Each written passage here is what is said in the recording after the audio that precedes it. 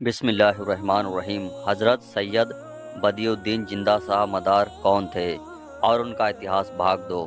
پہلا بھاگ ضرور سنیں، تبھی آپ کو ویڈیو کی مکمل معلومات حاصل ہوگی۔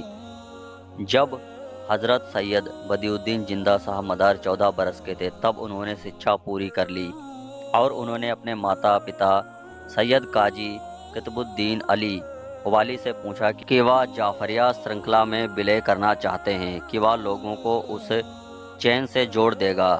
اس کے من میں حج کا وچار آیا اور انہوں نے اپنے ماتا پتا سے مکہ اور مدینہ جانے کی انمتی لے لی۔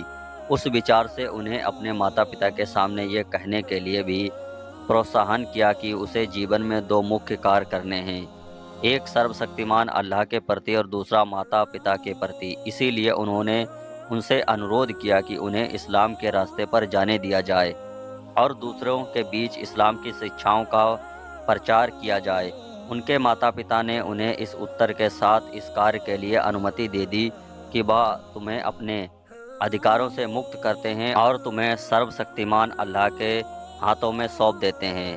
حضرت سید بدیع الدین زندہ صاحب مدار نے اپنے ماتا پتا کی انمتی سے ہاتھ میں کوئی سامان نہ لے کر حج یاترا کے لیے مکہ کی اور یاترا شروع کی۔ راستے میں انہیں ایک گفا ملی جہاں انہوں نے اپنے جیون کے کچھ دن پرارتھنا کرنے اور دوسروں کے پرتی اپنا جیون سمرپت کرنے میں بتائے اور پھر وہ وہاں سے چلے گئے۔ مکہ کا راستہ اسرائیل، فلیپینس اور جارڈن سے ہو کر گزرتا تھا۔ چنانچہ جب حضرت سید مدار بیت المقدس پہنچے تو ان کی ملاقات سلطان العارفین حضرت بایزید بستامی عرس سیفر سامی میں ہوئی۔ اس وقت سامی نے وہاں کی بدیع الدین میں تمہارا ہی انتظار کر رہا تھا، تمہیں یہاں ایک چمتکاری روشنی دکھائی دیتی ہے، لیکن جب میں نے تمہیں دیکھا تو مجھے وشواس ہو گیا کہ جو روشنی میں نے دیکھی تھی وہ تم ہی ہو۔ کتاب ذوالفقار بادی میں 25ویں پارے پر حضرت خواجہ نور الدین آرائی نے لکھا ہے کہ جب سید بدیع الدین بیت المقدس پہنچے تو اس سمے ان کی ملاقات حضرت بایزید بستامی سے ہوئی، جو اپنے چمتکاروں میں ماہر تھے۔ اس سمے حضرت کے قریب 300 خلیفہ وہاں موجود تھے اور گہرے دھیان حضرت سید بدیع الدین زندہ صاحب مدار کو اس چھیتر میں پرسدھی ملی تھی۔ وہاں کے لوگ میں اسلام کا سچا انیائی اور وہ نشچت روپ سے اللہ کا ولی ہے، جو اپنے آپ میں ایک ادھارن ہے۔ جب وہ خبر حضرت سید بایزید بستامی تک پہنچی تو انہوں نے حضرت صاحب مدار صاحب کو اپنے یہاں بلوایا۔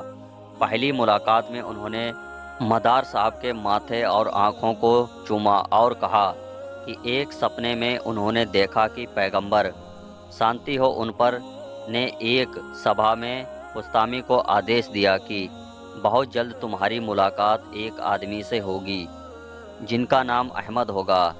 بدیع الدین، اس لیے آپ ان سے ملے تو آپ کو انہیں وہی ساری شکچھائیں پردان کرنی چاہیے جو آپ نے ارجت کی ہیں۔ انہوں نے کہا ان کا ادھیکار ہے تو میں نے ایسا کرنے کے لیے تیار ہوں۔ اس کے بعد حضرت سید بدیع الدین زندہ صاحب مدار کو طوفیریہ جنجیر سے گروی رکھ دیا گیا اور سلسلہ طوفیریہ کہا جانے لگا۔ حضرت سید بدیع الدین زندہ صاحب مدار نے بایزید کی سنگتی سویکار کر لی اور انہوں نے مکہ کی اور یاترا جاری رکھی اور حج کیا۔ اس کے بعد وہ کچھ دنوں تک وہیں رہے۔ ایک دن جب وہ کعبہ شریف کا طواف کر رہے تھے تو انہوں نے ان سے ایک آواز سنی جو کہہ رہی تھی، بدیع الدین، تمہیں مدینہ کے لیے پرستان کرنا چاہیے۔ یہ سن کر ان کی اتسکتا کی حد ہو گئی اور وہ ترنت مدینہ کی اور نکل پڑے۔ جنید بغدادی نے حضرت آفرین بایزید بستامی رحمۃ اللہ علیہ کے بارے میں اپنے کتھن میں کہا ہے کہ وہ ولیوں میں ان کا درجہ سب سے پرمکھ ہے۔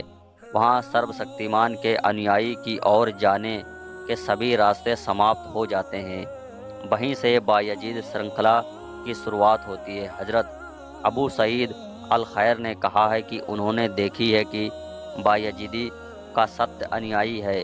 جگیاسو سمے سماپت ہو گیا اور وہ مدینہ پہنچ گئے۔ مسجد نبی پہنچ کر انہوں نے پیغمبر کو سلام پیش کیا۔ جب انہیں اپنے سلام کا جواب خدا کی بارگاہ سے ملا، مدار صاحب نے کہا کچھ دن بتائیں اور پھر انہوں نے سید بدی الدین زندہ صاحب مدار کی اور جانے والی سبھی شکشاؤں کے لیے حضرت علی حلبی کو سونپ دیا گیا۔ یہاں فلسفی پوری کرنے کے بعد انہیں امام آخر الجماع کے مارگ درشن میں سونپ دیا گیا۔